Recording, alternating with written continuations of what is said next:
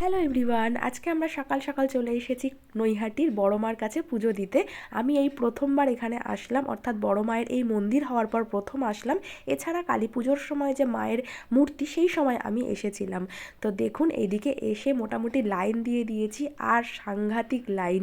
এই যে ডালা টালা নিয়ে আর কপালে বড় মা লিখে আমরা লাইনে দাঁড়িয়ে পড়েছি। আর এখানে তো লাইন দেখে আমাদের অবস্থা খারাপ, মানে আমরা যেহেতু একটু 8:30 9টার দিকে বেরিয়েছি, তার জন্য সাংঘাতিক লাইন পেয়েছি। হয়তো ভোরবেলা বেরোলে আরও কম লাইন পেতাম। আর বাড়ির কাছে থাকলে যা হয় আর কি, আমার বাড়ি থেকে বাইকে ওই 20 মিনিট মতো লাগে যেতে, তাও আমরা লেট হয়ে গেছি আসলে। আর লাইনে দাঁড়িয়ে দেখতে পাচ্ছি কত দূর দূর থেকে লোক এসেছে।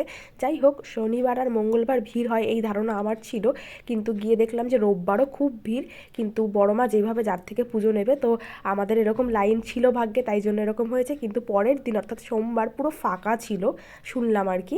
তো যাই হোক, ফাইনালি এই যে মায়ের দর্শন পেলাম, এতক্ষণ যে লাইনে দাঁড়ালাম সেটাতে আর কি সার্থক হলো। তবে এইখানে পুজো দেওয়ার সিস্টেমটা আমার একটু খারাপ লেগেছে। এখানে যদি লাইন ওয়াইজ হতো তাহলে খুব ভালো হতো। এখানে গিয়ে সব গ্যাদারিং হয়ে যাচ্ছে, আর সবার পুজো দেওয়াটা খুব মুশকিল হয়ে যাচ্ছে, মানে নাম গোত্র দিয়ে সেইভাবে পুজো দেওয়া হচ্ছিল না। তো এটা একটু আমার খারাপ লেগেছে। এছাড়া সব ঠিকঠাকই আছে, হয়তো আজকে ভিড় বলে এরকম হচ্ছে, অন্যান্য দিন এরকম হয় না।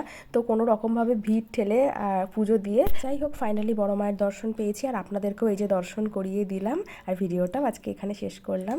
জয় বড় মা।